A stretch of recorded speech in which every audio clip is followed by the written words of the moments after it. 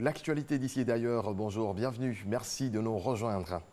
Démarrons au palais présidentiel au Plateau. 2 ambassadeurs en fin de mission sont allés faire leurs adieux au président de la République de Côte d'Ivoire, Alassane Ouattara. Il s'agit de l'ambassadeur des Pays-Bas et celui de Belgique, Viviane Haïm.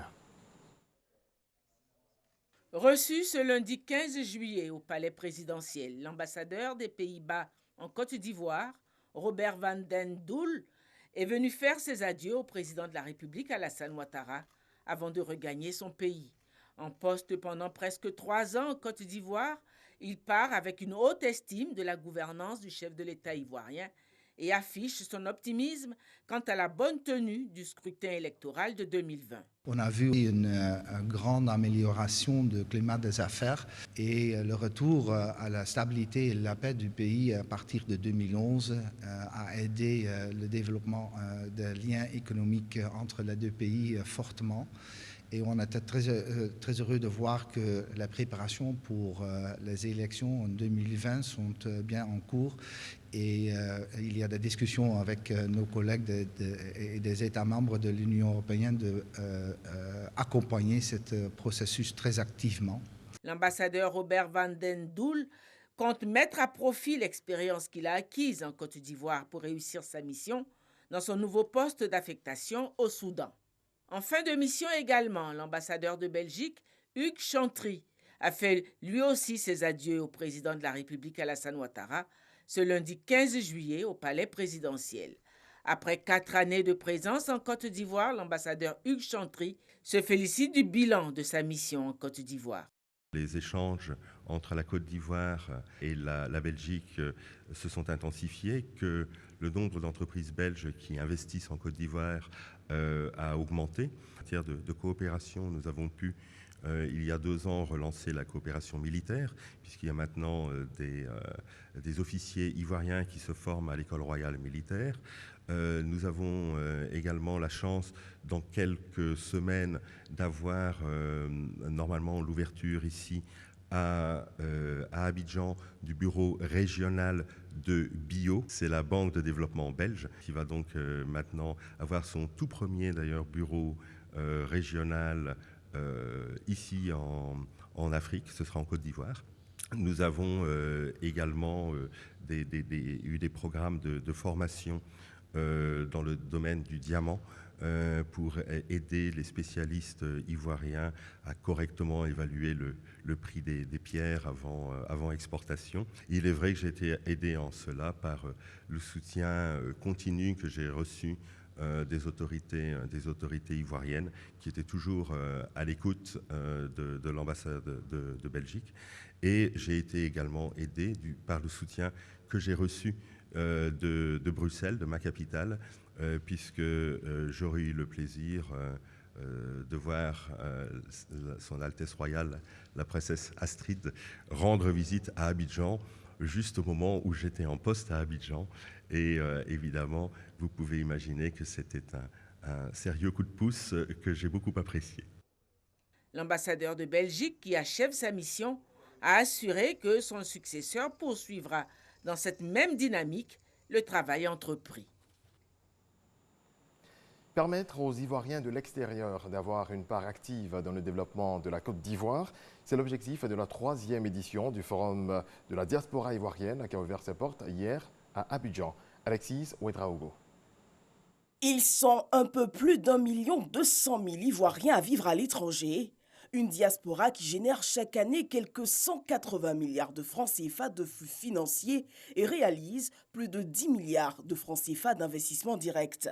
Une manne importante qu'entend capter l'État ivoirien. L'objectif de ce forum, c'est de voir comment la Côte d'Ivoire pourrait maximiser les 180 milliards de francs CFA qu'elle reçoit par an des transferts des fonds. Car seuls 10 milliards de cette somme vont à des projets productifs.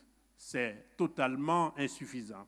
Si le regard sur l'immigration n'a pas fondamentalement changé, dans les enceintes internationales, il est reconnu que le transfert d'argent vers l'Afrique par la diaspora induit des effets importants de développement. Tout au long de ces 2 jours de débat, il s'agira de répondre à la question suivante. quelle politique mettre en œuvre pour maximiser ce potentiel de développement? Autrement dit, quelle approche novatrice faut-il privilégier pour inciter notre diaspora à prendre toute sa part dans le développement de notre pays? Pour le chef du gouvernement, c'est aujourd'hui le temps pour la diaspora de s'approprier sa mission au service du développement. Il s'agit de capter et de tirer le meilleur profit de cette richesse en expertise et en compétences dans des domaines variés. Je voudrais donc, à la suite du chef de l'État, Son Excellence M. Alassane Ouattara, lancer à nouveau un appel pressant à l'ensemble de la communauté ivoirienne expatriée pour lui dire que la Côte d'Ivoire leur offre aujourd'hui un environnement des affaires attractif, d'immenses opportunités et des mécanismes d'accompagnement efficaces pour un avenir radieux ici dans leur pays. Et l'État veut aller plus loin en impliquant la diaspora pour des solutions pérennes. Je reste convaincu que ce forum nous permettra de poursuivre l'enrichissement de notre politique sur la gestion de la diaspora. Nous attendons également que des stratégies concrètes et innovantes soient proposées par les Ivoiriens de l'extérieur eux-mêmes pour la construction de véritables partenariats de groupes d'entreprises compétitives capables de s'insérer dans la durée dans le tissu économique national. La rencontre a vu la signature d'un accord entre le Fonds de solidarité africain et l'État de Côte d'Ivoire et devra permettre la mise en place d'un mécanisme de soutien aux investissements de la diaspora dans le pays. Plus de 56 000 candidats affrontent depuis hier les épreuves orales du brevet des techniciens supérieurs session 2019. 26 centres d'examen, dont 15 à Abidjan et 11 à l'intérieur, accueillent les candidats issus des filières industrielles et tertiaires. Les résultats du CEPE session 2019 sont connus. Cette année, le taux de réussite est de 84,48% contre 83,57% en 2018. Une information livrée par Nima Gadosso, directrice des examens et concours. Et justement, lors de la proclamation des résultats, voici l'ambiance qui a prévalu dans certains centres.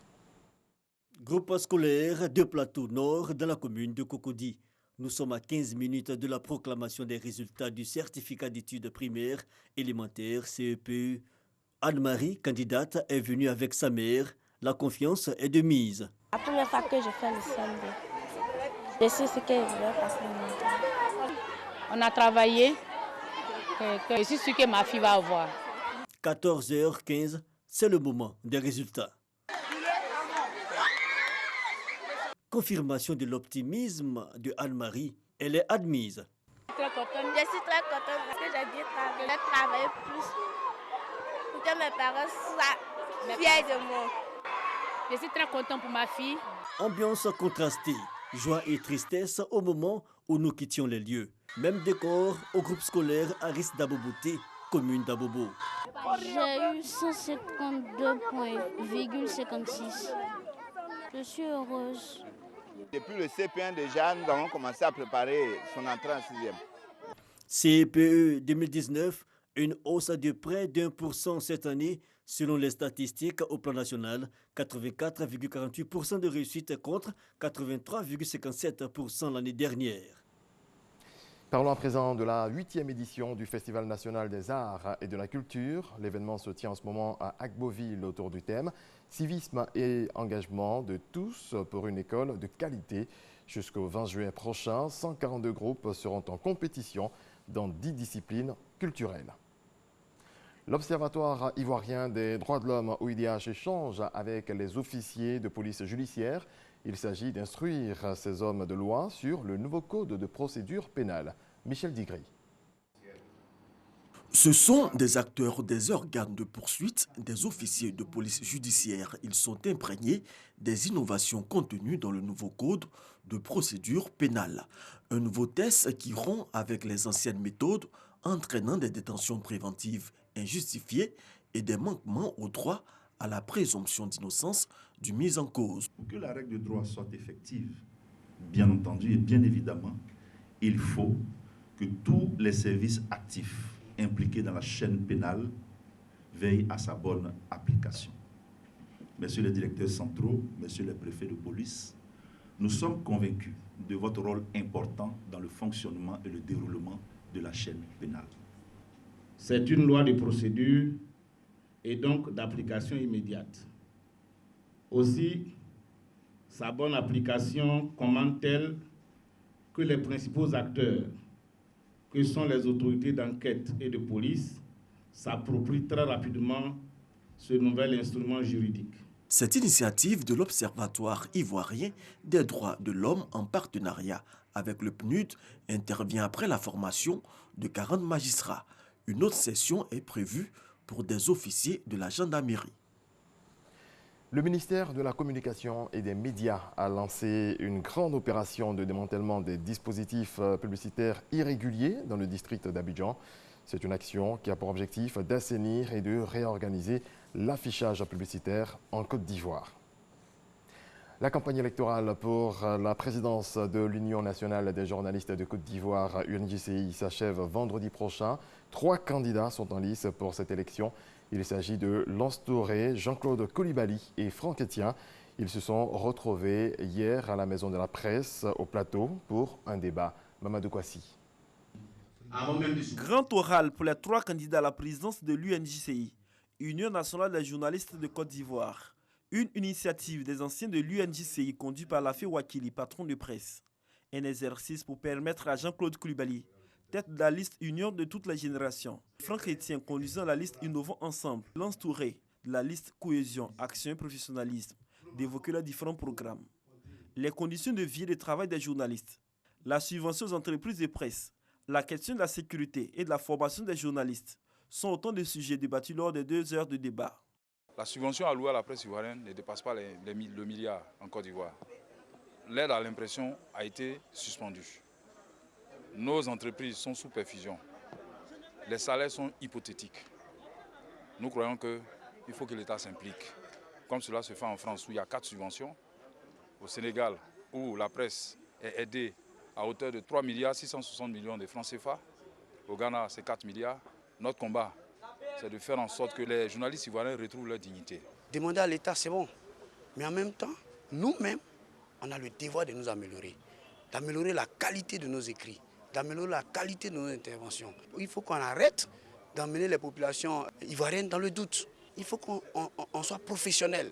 Il nous faut faire une grande introspection en nous-mêmes pour ressortir le meilleur de nous. Alors l'UNJCI, qui est un creuset vraiment de tous les journalistes, a le devoir de se réinventer. Rapprocher l'UNJCI de tous les journalistes. Faire en sorte que l'UNJCI soit au service de tout le monde, de tous ses membres. Mieux, il faut que ses membres soient protégés. Il faut que ses membres soient épanouis dans le cadre du travail. Il faut que ses membres bénéficient d'une bonne formation. Il faut que ses membres, on puisse créer une cohésion, une solidarité, une union entre nous. Voici notre vision. Jean-Claude Coulibaly, Franck Etienne et Lance Touré ont tous promis un esprit fair play lors du prochain congrès de l'UNJCI.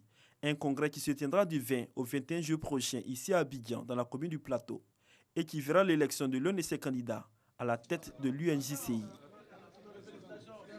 Dans le reste de l'actualité, sur le continent au Burkina Faso, 11 personnes ont été retrouvées mortes hier à l'unité antidrogue de la police à Ouagadougou. Ces personnes avaient été placées en garde à vue dans le cadre d'une enquête de la police nationale. Le procureur a annoncé qu'une enquête a été ouverte pour déterminer les circonstances de ces morts. En marge de sa visite en Serbie, le président français Emmanuel Macron a annoncé hier qu'il allait s'entretenir cette semaine avec ses homologues iraniens, russes et américains dans le cadre de la médiation française pour préserver l'accord sur le nucléaire. Voilà, c'est la fin de ce rendez-vous de l'actualité. Merci à toutes et à tous de votre attention. Très belle journée à vous.